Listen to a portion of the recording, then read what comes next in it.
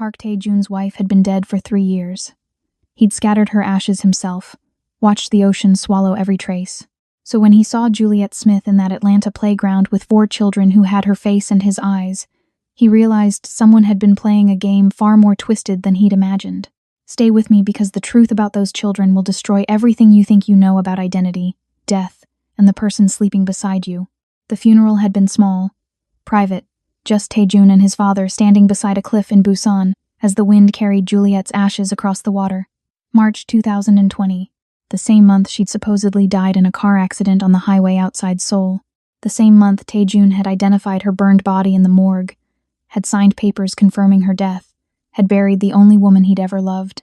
Except now she stood 40 meters away in Piedmont Park, very much alive, surrounded by 4 children who shouldn't exist. Tae-jun's vision blurred. His hand instinctively moved to his chest where his heart hammered against his ribs. This wasn't possible. He'd seen her body, touched her cold hand. The dental records had matched. The DNA test his father insisted on had confirmed it. Juliet Park, née Smith, had died at 29 years old. He'd mourned for 3 years. So, who was this woman? The children moved in formation around her, 3 boys and 1 girl, all approximately 4 years old. The oldest boy had Tae-jun's sharp chin and Juliet's warm brown skin. The girl possessed Juliet's intelligent eyes and Tae-jun's intense focus. The twins were perfect combinations of both parents, impossible mirrors reflecting a past that shouldn't exist. She looked exactly like Juliet. Same height, same way of moving with liquid grace, same natural hair pulled back in intricate braids, same small mole above her left collarbone that he'd kissed countless times. But Juliet was dead. The woman noticed him suddenly. Her entire body went rigid. Fear flashed across her face, followed by something worse than panic. Recognition. She knew him. She'd been expecting this moment. The children immediately tightened formation, the oldest boy stepping forward protectively. They'd been trained for threat response. Who trains 4-year-olds for tactical situations? The woman spoke quickly to the children. They nodded in unison, began moving toward the parking lot with practiced efficiency. She walked toward Tae-jun instead, her shoulders squared like someone preparing for battle. She stopped 3 meters away, close enough to speak, far enough to run. "You're not supposed to be in Atlanta," she said.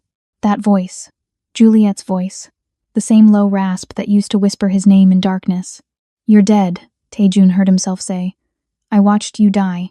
Something flickered in her eyes. "I know what you think you saw, but Tae-jun, I need you to listen very carefully. Those children," she gestured toward the parking lot where 4 small figures waited in a car, "are in danger. You being here puts them in more danger. You need to leave Atlanta, tonight. Forget you saw me." "Forget?" The word came out strangled. "You're alive. You've been alive for 3 years while I—" His voice broke. "While I grieved you. While I wanted to die every single day because you were gone." Her face crumbled for just a moment, showing pain beneath the mask. "I'm sorry. I'm so sorry. But you can't be here. He'll know. He'll figure it out. And if he realizes I'm alive, if he understands what those children are—" She stopped, seemed to reconsider her words. "Just leave, please." "Who's he?" Tae-jun demanded. "Who are you afraid of?" "Everyone," she whispered. "I'm afraid of everyone, including you." That hit like a physical blow. "Me? You think I'd hurt you?"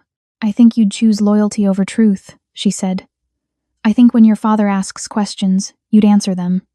And I think those answers would get my children killed." His father. This was about his father. "What does Park Jin-woo have to do with any of this?" "Everything," she said. "He has everything to do with it. He's the reason I'm dead. He's the reason those children exist. He's the reason you're standing here thinking you've seen a ghost." She glanced over her shoulder at the car, at 4 small faces pressed against the window. "I have to go. If you ever loved me, Tae-jun, you'll forget this happened. You'll go back to Seoul. You'll let me stay dead." "Those children," he said. "They look like us. Like both of us. How is that possible if you've been dead for 3 years?" Juliet's eyes filled with tears. "Because I died the day I gave birth to them. The woman who loved you, who trusted your father, who believed family meant something, she died. What's left is just a mother trying to keep her children alive." She turned to walk away. Tae-jun grabbed her wrist. The contact was electric, undeniable. This was her, flesh and blood, alive. "Tell me the truth," he said. "All of it." She looked at his hand on her wrist, then met his eyes. "The truth will make you choose between your father and me. And Tae-jun, I already know which one you'll pick." She pulled free and walked away, leaving him standing alone in the park with a truth that shattered 3 years of grief and a question that had no safe answer. Taejun didn't leave Atlanta. Instead, he sat in his hotel room staring at his phone, at the contact labeled "Father," and felt something he'd never experienced before: doubt. His entire life, Park Jin-woo had been absolute, infallible. The man who built empires from nothing, who commanded loyalty through fear and respect in equal measure. The man who'd held Taejun while he sobbed over Juliet's death, who'd paid for the funeral, who'd helped him scatter her ashes. Had all of that been performance? Had his father looked him in the eye while knowing Juliet was alive? The burner phone he'd bought rang at midnight. Unknown number. He answered without speaking. "You're still in Atlanta." Juliet's voice. "How did you know?" "Because you're your father's son. Obedience or investigation, no middle ground. You chose investigation." She sighed. "Fine. Tomorrow, 10 a.m., Centennial Olympic Park. Come alone. If I see anyone following you, if I sense surveillance, I disappear and you never find us again." The line went dead. Taejun arrived at 9:30, checked the perimeter, identified exits, old habits. By 9:45, he'd spotted her security, a tall black man in casual clothes, positioned near the fountain, a woman with a stroller that didn't hold a baby. Both professionals. Juliet appeared at exactly 10 a.m., without the children. She wore sunglasses and a Braves cap, anonymous in the morning crowd. They walked along the path in silence for several minutes. Finally, she spoke. The woman who died in that car accident was real. Her name was Kim Soo-jin, plastic surgery patient. Your father's organization arranged her procedures over 2 years, made her look exactly like me. Same height, same build, same dental structure. They used her body as mine. Taejun's stomach turned. "Why?" "Because 3 years ago, I discovered something about your father's organization. Something that could destroy him. He decided the easiest solution was making me disappear, but he needed you to believe I was dead, needed you to stop looking for me. So he created a body." She stopped walking, turned to face him. "The car accident was staged. Soo-jin was already dead when they burned the vehicle. Your father made you identify her as me, made you bury her, made you mourn. That's impossible. I saw her. I knew her body, Juliet. I knew you. You saw what grief expected to see. A burned corpse. Dental records that matched because he'd had Soo-jin's teeth altered. DNA that matched because..." She stopped, seemed to wrestle with whether to continue. "Because what?" "Because he had samples of my DNA from the fertility clinic we'd used. He planted them. Made you believe the science confirmed what your eyes saw." Taejun leaned against a wall, feeling his worldview collapse. "The children, how?" "Fertility treatments worked. I was 8 weeks pregnant when I discovered what your father was planning. I ran. Went underground with help from people he doesn't control. Gave birth in a clinic off-grid. Raised them in hiding." She removed her sunglasses, let him see her eyes. "They're ours, Taejun. Naturally conceived, naturally born. The only real thing in this nightmare of manipulation. Why not contact me? Tell me you were alive? Because you'd tell him." Her voice was flat. "Maybe not intentionally. Maybe you'd think you could protect us. But you'd tell him, and he'd take them. Use them. Turn our children into weapons or leverage or pawns in whatever game he's playing." "I wouldn't." "You already did," she interrupted. 3 years ago, when I tried to warn you about his plans, when I showed you evidence of what he was building, you went to him with questions. You chose loyalty. So I chose survival." The accusation hung between them like smoke. "I was trying to understand," Taejun said. "Trying to believe my father wasn't a monster? But he is, and you've spent your whole life knowing it and pretending otherwise." She put her sunglasses back on. "The children are safe as long as he thinks I'm dead. The moment he knows I'm alive, they become targets. So tell me, Taejun, what are you going to do? Call your father? Or choose us?" He looked at this woman who'd died and been resurrected, who'd carried his children while running from his family, who was asking him to betray the only father he'd ever known. "I choose you," he said. "I choose them. But I need proof. I need to see evidence of what he did before I can burn that bridge forever." Juliet studied him for a long moment, then nodded. "Then follow me." "But Taejun, once you see the truth, you can't unsee it. And what comes next will require you to become someone your father never trained you to be." "What's that?" "A good man." The storage unit sat in a nondescript facility in Marietta.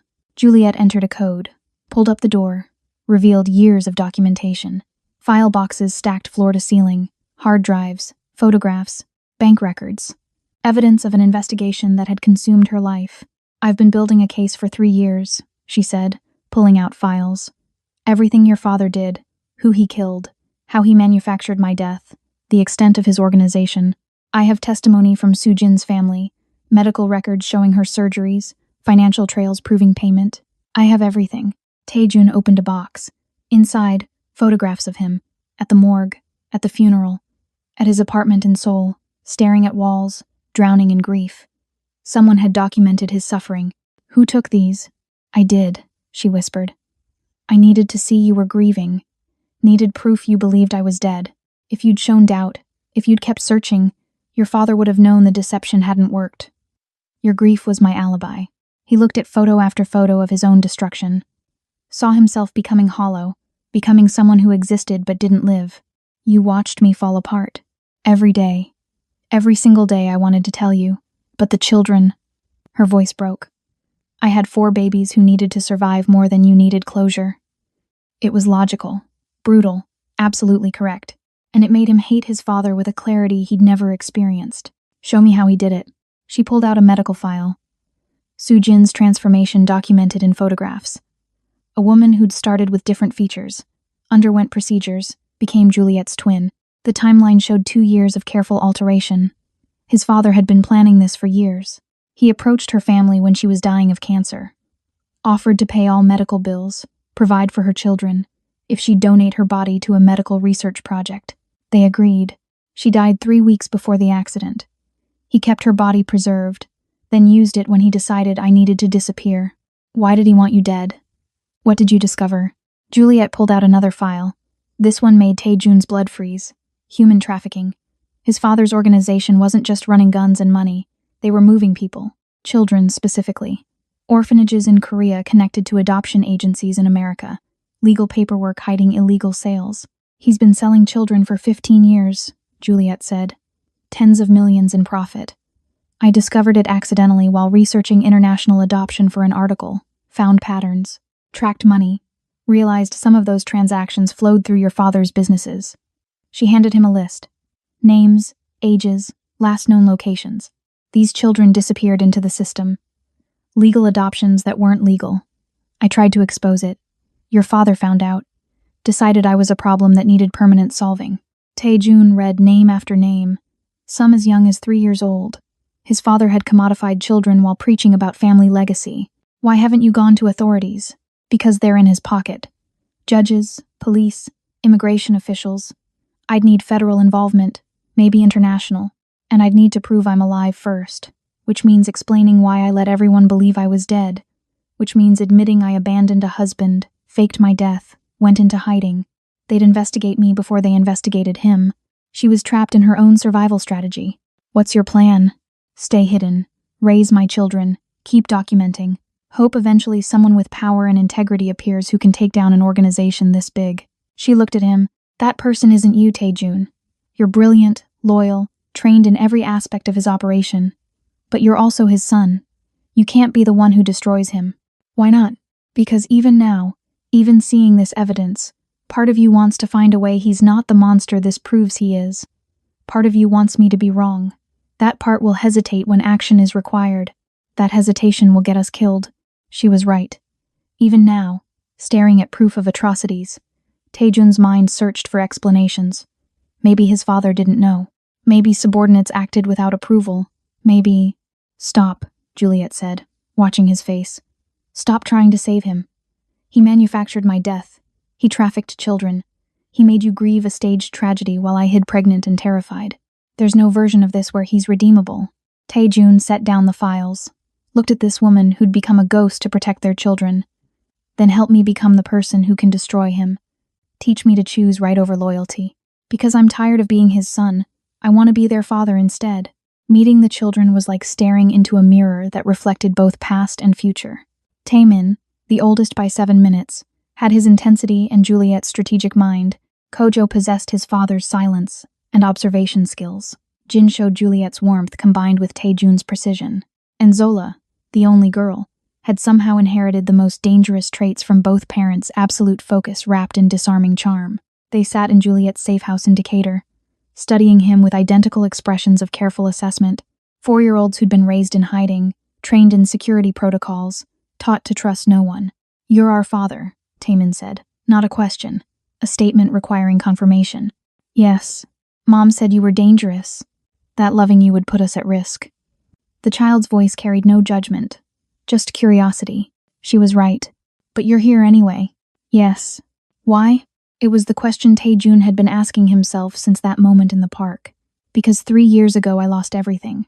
Now I've found out I never lost it, just believed a lie. I'm here because I'm tired of believing lies." Zola spoke next. "Grandfather made Mom dead. He's bad." The simplicity of children cutting through complexity. "Yes, he did something very bad. Will you make him stop?" Her grammar was still developing, but her intent was clear. Would he stop his father? That question required an answer that would define everything going forward. Taejun looked at Juliet, saw her watching him, waiting to see if he'd commit or hedge. "Yes," he said. "I'm going to stop him." "How?" This from Kojo, the quiet observer. "I'm going to take everything your mother has gathered, all the evidence. I'm going to add what I know about his organization. Then I'm going to find someone who can't be bought or threatened, someone with the power to dismantle what he's built, and I'm going to hand over my father." "Then he'll hurt you," Jin said, his small face serious. "Men who get hurt strike back. Grandfather will want to hurt you for betraying him." "Probably," Taejun agreed. "Then you need protection," Taemin said. "You need what we have. Training, plans, safe houses. You need to become like Mom." Juliet had been silent, but now she spoke. "You're suggesting we trust him, bring him into our network, make him part of our survival strategy." "He's our father," Taemin said simply. "We protect family." The irony wasn't lost on Taejun. These children, raised to fear his father's organization, were offering him sanctuary in their mother's shadow world. "I accept," he said. "Teach me how to survive him." The next 3 weeks were intensive training in survival. Juliet showed him her network safe houses across 3 states, contacts in law enforcement who owed her favors, journalists who'd been investigating similar cases. Marcus, her head of security, taught him counter-surveillance techniques. The children, despite their age, contributed their own observations about maintaining secrecy, but it was the nights that changed Taejun fundamentally. Sitting in Juliet's kitchen while she documented evidence, watching her build cases with the precision of the attorney she'd been, seeing her transform from the woman he'd mourned into someone harder, sharper, more dangerous than he'd imagined possible. "You became what you needed to become," he said one night. "I became what he forced me to become," she corrected. "There's a difference. You choose strength. I chose survival. They look similar but feel different." "I'm sorry," he said, "for all of it. For not believing you 3 years ago. For choosing loyalty to him over trust in you. For making you do this alone. You didn't make me do anything. Your father did. And saying sorry doesn't change 3 years of single parenthood while hiding from a man who wants me dead." Her voice was hard, but it's a start. What would make this right? What would actually matter? She looked at him across the table. This woman who'd died and been resurrected by necessity. Destroy him. Completely. Publicly. Make him answer for every crime. Show our children that power doesn't protect predators forever. Do that, and we'll talk about forgiveness. And us? The question had been hanging unspoken since the park. What happens to us? That depends, she said. Can you love a woman who spent 3 years letting you believe she was dead? Can you love someone who chose children over your grief? Can you love what I became? He reached across the table, took her hand. She flinched but didn't pull away. "I loved who you were. I can learn to love who you are. If you'll let me." The call came at 3 a.m. Taejun's father, voice carrying concern and something else underneath. "Son, we need to talk. It's urgent." "About what?" "About Juliet. About questions you've been asking. About why you're still in Atlanta." Ice flooded Taejun's veins. "I don't know what you mean. Don't insult me. I've had eyes on you since you landed. I know you've been investigating. I know you've been meeting someone. I know," a pause, heavy with implication, "that you've been visiting places a grieving widower shouldn't know about. They were compromised. Somehow, despite all precautions, his father had tracked him. We should meet." Park Jin-woo continued. "Face to face. Clear the air. I'll come to Atlanta, tomorrow. Just us." It was a trap. Obviously. His father never traveled without security, never exposed himself unnecessarily. This was a power play, showing Tae-jun he knew everything and was still offering a conversation. Juliet was listening on speakerphone, her face pale. She wrote on a notepad, "Say yes, we can prepare." "Okay," Tae-jun said. "Tomorrow. Where?" "That hotel you're staying at. Noon. Come alone. I'll do the same." Another lie. His father would bring an army. Tae-jun hung up and immediately started planning with Juliet and Marcus. They had 18 hours to prepare for a confrontation with one of Korea's most dangerous men. "He'll have surveillance in the hotel," Marcus said. "Probably already does. He'll know the layout, have exits covered, have backup positioned. He's giving us home field advantage as an illusion while maintaining actual control." "Then we change the field," Juliet said. "We don't meet at the hotel. We meet somewhere we control. Somewhere public enough that he can't make us disappear, but private enough for honest conversation." "He won't agree to change locations," Tae-jun said. "Then we don't give him a choice. We ambush his ambush." She smiled, and it wasn't pleasant. "Your father thinks he's playing chess. Let's show him we're playing something more dangerous." The Georgia Aquarium at opening time. Tourists and school groups providing cover. Security cameras everywhere, making violence risky. Multiple exits, but enough structure to control movement. They arrived early, positioned Marcus and his team. Juliet stayed hidden with the children in a nearby safe house, ready to disappear if things went wrong. At noon exactly, Park Jin-woo entered alone. Actually alone, which surprised Tae-jun until he realized his father had probably positioned people outside. He looked older than 3 years should have made him. Grayer. More tired. "You changed locations," he said in Korean. "Clever. I learned from the best," Tae-jun replied. "Tell me about Juliet." His father's expression didn't change. "She died 3 years ago. You were there. You buried her. I buried Kim Soo-jin, a woman you surgically altered to look like my wife, a woman whose body you used to stage Juliet's death." Still no reaction. Park Jin-woo was a master at controlling his face. "Why would I do something so elaborate?" "Because Juliet discovered your child trafficking operation. Because she was going to expose you. Because murdering her outright would create questions, but making her die accidentally solved everything. Finally, a flicker. Not guilt, irritation. You've been talking to someone feeding you creative fiction. I've seen the evidence, medical records, financial transactions, testimony from Soo-jin's family. I know what you did." Park Jin-woo sighed, looked around at families enjoying the aquarium, at children pressing hands against glass watching fish. "Those children," he said quietly, "needed families. We provided families. Yes, we profited. But we also created thousands of happy homes. Is that trafficking or facilitation? You sold babies to the highest bidder. Some of those children disappeared. Some adoptions fail. Some families are better at hiding than others. That's not my responsibility." The casual cruelty was stunning. "You commodified children. I created opportunities. For childless couples. For orphans who'd otherwise rot in institutions. For families across 2 continents. I built bridges." He stepped closer. "And your wife threatened to destroy those bridges because she had a naive view of how the world works. So yes, I eliminated the problem. I'd do it again." "She's alive," Tae-jun said. His father's face transformed. The mask shattered. What emerged was something predatory and coldly furious. "Impossible. I saw the body. You saw the body. You saw Soo-jin. Juliet has been alive and hiding for 3 years. And now I know everything you did. I have evidence. I have testimony. I have enough to bury you." Park Jin-woo's eyes narrowed. "Then you also have enough to bury yourself. You're complicit in everything I've built. Your name is on documents. Your hands are dirty. You destroy me. You destroy your own future. I'm willing to burn for this," Tae-jun said. "The question is, are you?" Park Jin-woo was quiet for a long moment, watching tropical fish circle their tank. When he spoke, his voice carried a weariness Tae-jun had never heard. "You think this is about control, about power, about me being a monster who can't admit fault." He turned. "But what if it's about protection?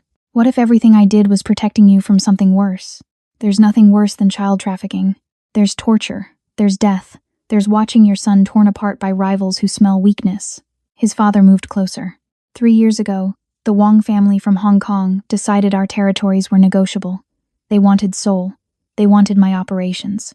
They made it clear that to get them, they'd go through my family. Through you. Tae-jun felt the ground shift. "You never mentioned this. Because I handled it. Quietly. Brutally. I protected you by eliminating threats before they materialized.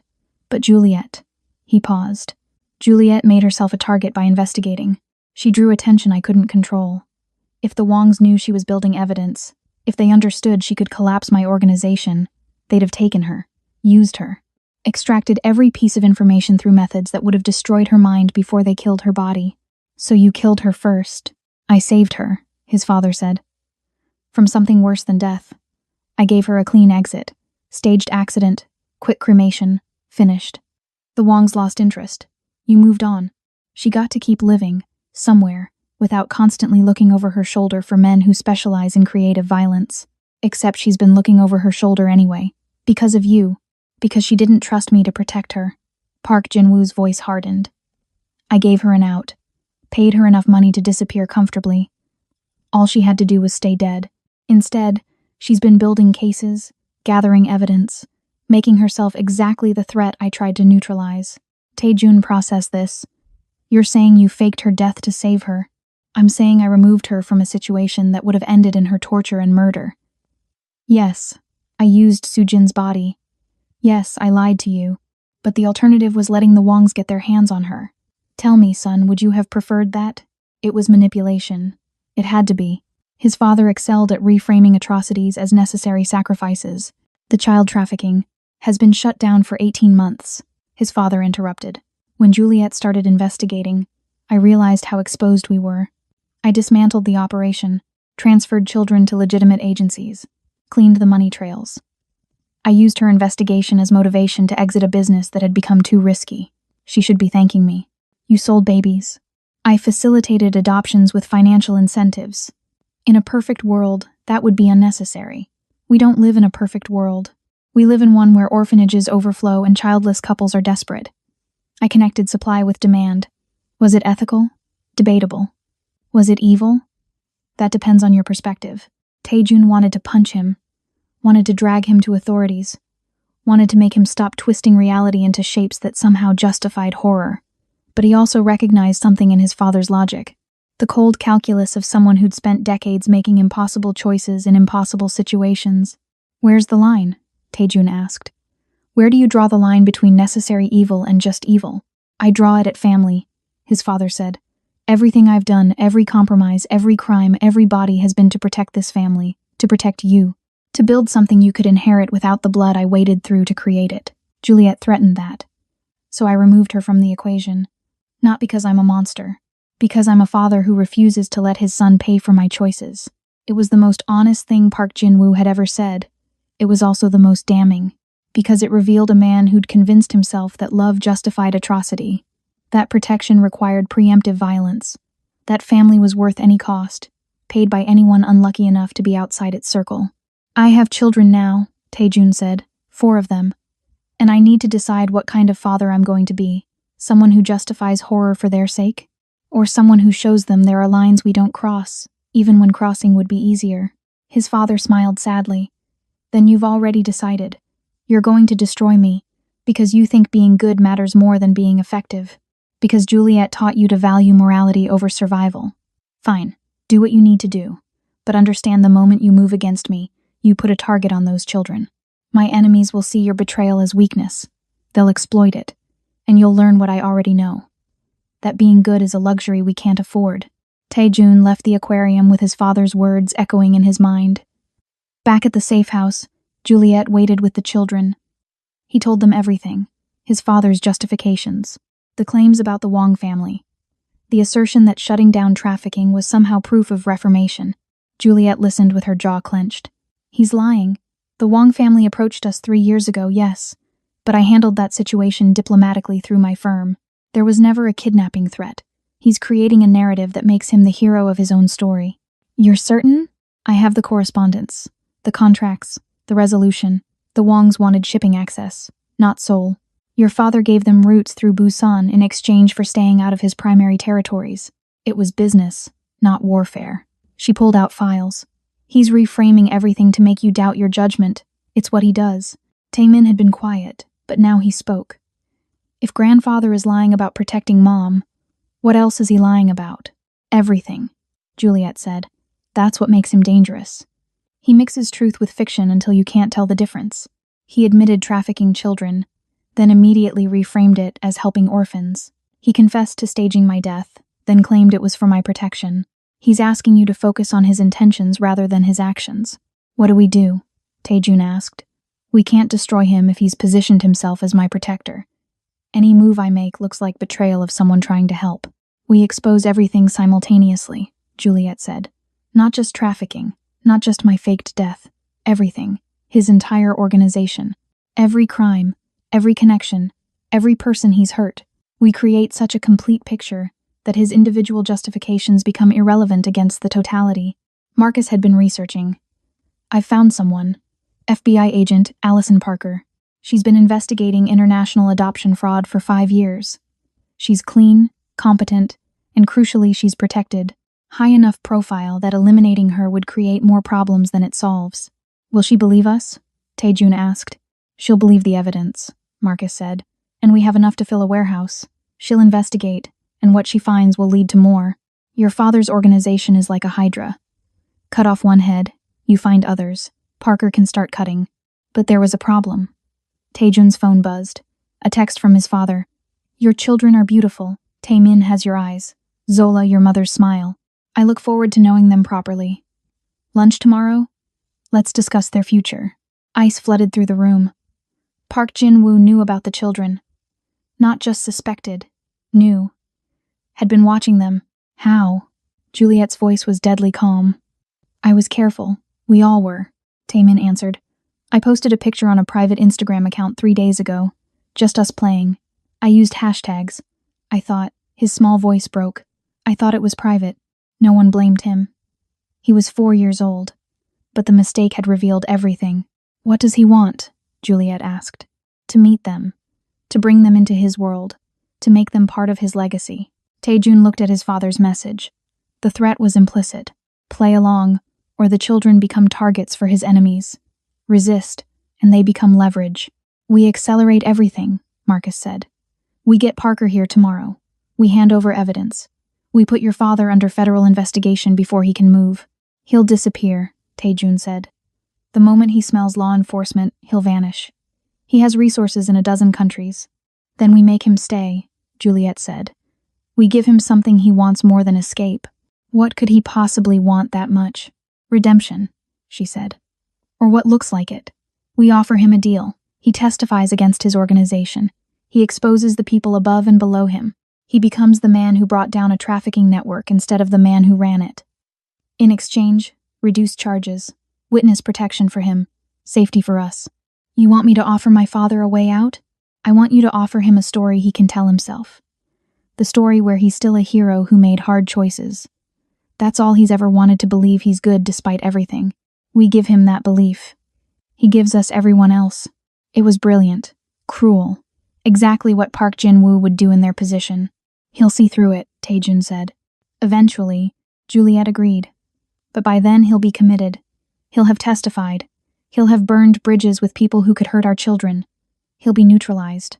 And if he doesn't take the deal, then we destroy him the hard way, she said, and deal with whatever consequences come. But we offer the choice first.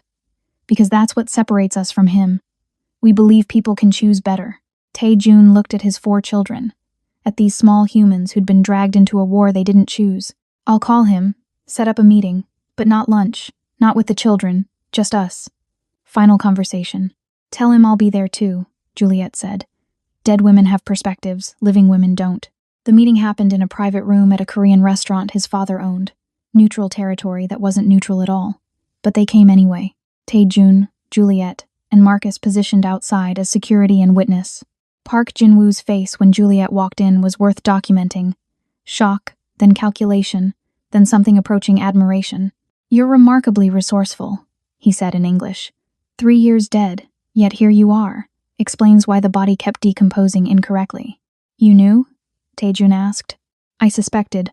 Sujin's family received payments longer than they should have. Someone was maintaining their silence about something. I assumed you'd figured it out and were protecting her. I didn't realize she'd been hiding from both of us. He gestured to chairs.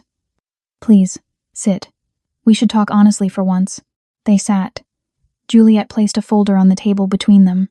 This is everything. Every crime, every connection, every piece of evidence needed to dismantle your organization and send you to prison for life. It's currently in multiple locations. If anything happens to us, it gets released. Mutually assured destruction, Park Jin-woo said. Classic, but also pointless. You think I haven't prepared for this? You think 3 years was enough to make me vulnerable? I've been covering tracks since before you were born, girl. Your evidence is impressive but insufficient. Then why are you here? Taejun asked. Why not just eliminate us? Because you're my son.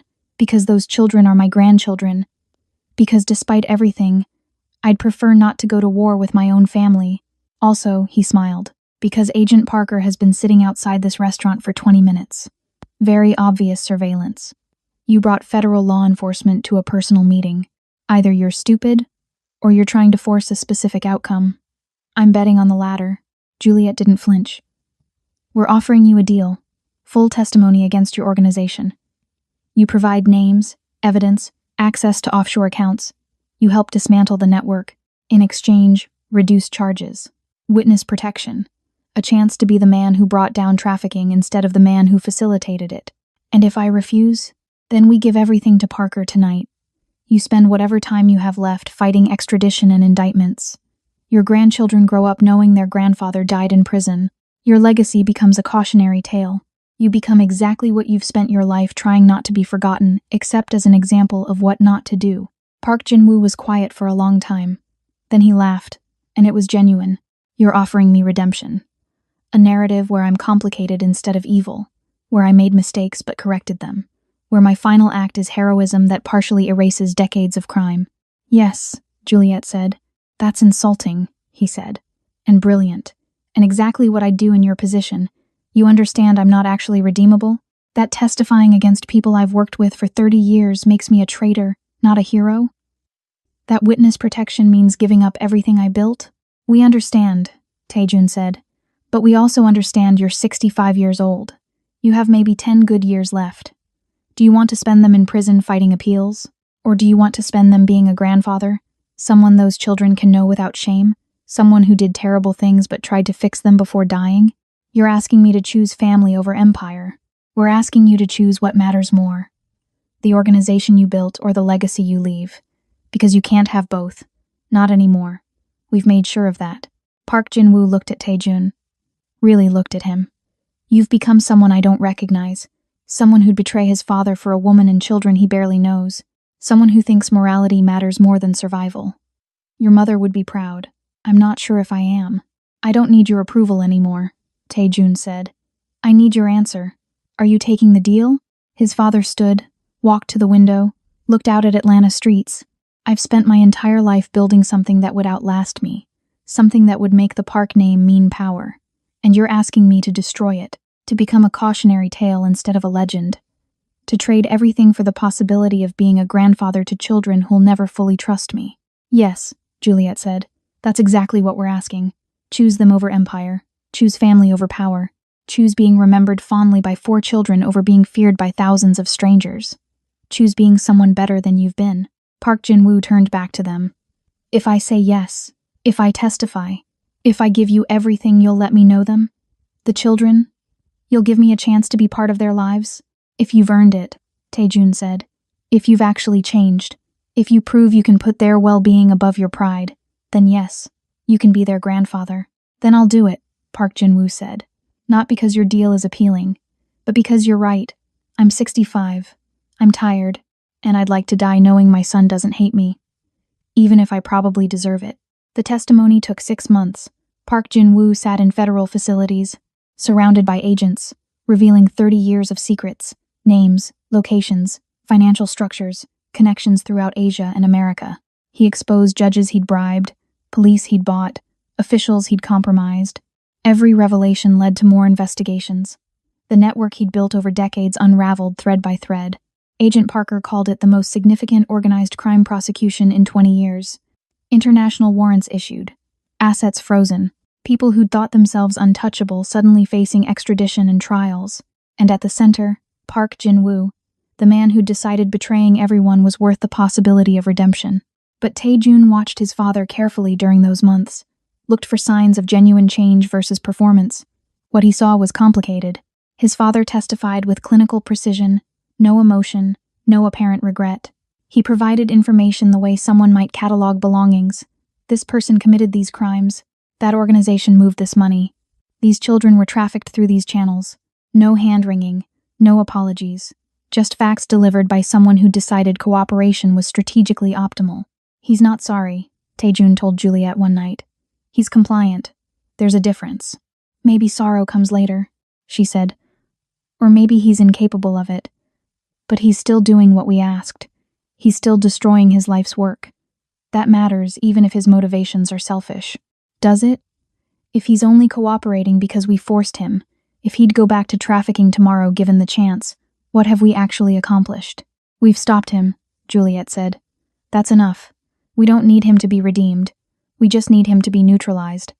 Everything else is bonus. The children met their grandfather in a supervised facility 3 months into his testimony.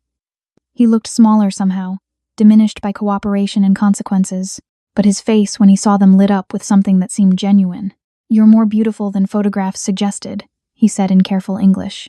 Your father tells me you're brilliant. Show me. Taemin pulled out a tablet, showed him a game he'd programmed. Zola discussed a book she was writing about families and secrets. The twins demonstrated a complicated handshake they'd invented, and Park Jin-woo watched with something approaching wonder. They're perfect, he said to Taejun afterward. Completely perfect. You and Juliet made something better than either of you. Don't take credit, Taejun said. You nearly destroyed them before they were born.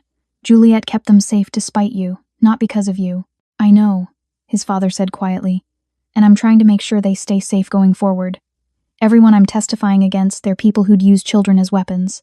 I'm eliminating threats before they can materialize. That's my contribution. Negative parenting maybe, but still parenting. It was the closest to self-awareness Taejun had ever heard from him. Are you sorry? For any of it? For trafficking children? For destroying Juliet's life? For making me grieve someone who was alive? Park Jin-woo thought for a long time. I'm sorry I got caught. I'm sorry my methods were exposed. I'm sorry you're disappointed in me. But am I sorry for the actions themselves? I don't know. I did what I thought necessary at the time. Necessity doesn't leave room for regret. It was honest, at least. Brutally, painfully honest. Then you haven't changed, Taejun said. You've just been defanged. Perhaps. Or perhaps change is impossible for people like me. Perhaps all we can do is stop causing harm and hope that's enough. His father looked through the glass at the children playing. I'll never be what you want me to be. I'll never be someone they can admire without reservation. But I can be someone who stopped. Someone who chose differently at the end. Is that worth anything? I don't know, Taejun said honestly. Ask me in 10 years. The trials concluded 18 months after that first confrontation in the aquarium. Park Jin-woo received a reduced sentence, 15 years with possibility of parole after 8. He'd be 80 years old when released. Old enough that whatever damage he could do would be limited. He was transferred to a federal facility in minimum security, allowed visits, allowed communication, allowed to be a grandfather from behind glass and monitored phone lines.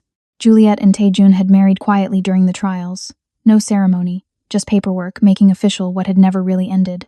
They bought a house in Virginia, far from Seoul and Atlanta both, started over in a place where their names meant nothing, and their past was private. The children thrived. Taemin showed interest in law. Zola studied computer science.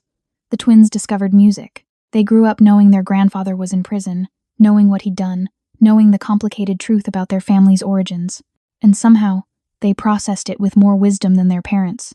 Grandfather made bad choices, Taemin said once. But he's our grandfather anyway. We can love someone and know they're wrong. We can visit him and still think he deserved prison. People are complicated. Out of the mouths of 8-year-olds. 10 years after Park Jin-woo's imprisonment, Taejun stood in a prison visiting room waiting for his father's final visit. Cancer had come quickly, aggressively. The old man had maybe weeks left. They'd transferred him to hospice care within the facility. This would be goodbye. Park Jin-woo shuffled in, thinner, grayer, diminished by time and disease. But his eyes were still sharp, still calculating, still seeing angles and opportunities others missed. You came, he said, sitting heavily. All of you. The children were here, now 14 years old, young adults, really, despite their age. They'd asked to come, insisted on saying goodbye to a grandfather they'd known primarily through glass and monitored conversations. "We wanted to be here," Taemin said. "Your family. Family shows up. Even for criminals?" Park Jin-woo's smile was sad. "Even for people who don't deserve forgiveness?" "Especially then," Zola said. "That's what family means. Showing up even when it's hard, even when the person doesn't deserve it. That's the whole point." They talked for an hour. Park Jin-woo told stories about Taejun's mother, about growing up in poverty in Korea, about building something from nothing through determination and crime. He told them about choices, about how easily good intentions become justifications for horror. "I told myself I was building a legacy," he said. "But legacy is what people remember after you're gone, and what people will remember about me is what I destroyed, not what I built. The children I trafficked, the lives I ruined, the son I failed. That's my legacy. Everything else is just noise." "You also testified," Juliet said quietly. "You helped bring down a network that was harming children. That matters too. Not enough to erase the harm, but it matters. Does it? Does stopping evil after participating in it make you good, or just less evil?" "I think it makes you human," Juliet said. "Humans make terrible choices. What defines us is whether we keep making them or find a way to stop. You stopped. Late, under pressure, for selfish reasons, but you stopped. That's something." Park Jin-woo looked at her. This woman he'd tried to kill, who was now offering grace he didn't deserve. "You should hate me. You'd be justified. Hate takes energy I'd rather spend on my children," she said. "You're dying. You're no longer a threat. I can afford to forgive you. Not because you've earned it, because I don't want to carry rage into whatever comes next. You're stronger than I ever was," he said. "Than I ever could be." Taejun chose well. "Taejun chose correctly," she corrected. "Despite your best efforts to make him choose loyalty over love, despite everything you did to keep us apart, despite killing me and making him grieve, he still chose correctly. That's not about me being strong. That's about him being better than you raised him to be." Park Jin-woo turned to his son. "I'm proud of you. I know that's worthless coming from me. I know my approval means nothing after everything I did, but I need you to know you became the man I should have been. You chose family over empire, chose love over power, chose to protect children instead of exploit them. You're everything I failed to be." Taejun felt tears he didn't know he had left. "I learned what not to do by watching you. That's a kind of teaching. A terrible kind, but yes." His father reached across the table, took his hand. The touch was weak, trembling. "Take care of them, those children. That woman. Be the father I wasn't. Build something that doesn't require blood and lies. Show them that our family can be more than what I made it." "I will," Taejun promised. "I am." Park Jin-woo looked at each of his grandchildren in turn. "You four, you're my redemption. Not because of anything I did. Because despite everything I did, you exist. You're good. You're kind. You're strong. You prove that damage doesn't have to be hereditary. That we can break cycles if we're brave enough to try. We'll remember you," Kojo said. "Not just the bad parts. All of it, the complicated truth. You were our grandfather. You did terrible things. You tried to fix them too late. You were human. That's what we'll tell our children someday. That you were complicated and flawed and human. That's more than I deserve," Park Jin-woo said. "But I'll take it. Thank you, for coming. For giving me this. For letting me die knowing someone will remember me as more than just a monster." He died 3 days later. They held a small funeral. Just family. No one else came. No one else cared. His empire had crumbled. His associates had scattered. His legacy was a series of criminal cases and cautionary tales. But 4 children remembered a grandfather who taught them about consequences, about how choices compound over time, about how redemption is complicated, and forgiveness isn't earned but sometimes given anyway. And that, perhaps, was enough. Some people teach us how to live. Others teach us how not to. Both lessons have value. Both shape who we become. The question isn't whether we come from damage we all do. The question is whether we choose to pass that damage forward, or break the cycle and build something better. Thank you for experiencing this journey of complicated redemption, impossible forgiveness, and the families we build from broken pieces. This story pushed boundaries because real families are messy. Forgiveness is complicated, and sometimes the people who hurt us most are the ones we still love. If this story made you think about your own complicated family dynamics, about forgiveness you've given or withheld, about cycles you're trying to break, I want to hear from you. Share your thoughts. Tell me your stories. Let's have honest conversations about the gray areas where love and harm coexist. Your engagement helps me create stories that reflect real human complexity instead of easy answers. Until next time, remember, you get to decide what parts of your family legacy you carry forward and what parts you leave behind. That's your power. Use it wisely.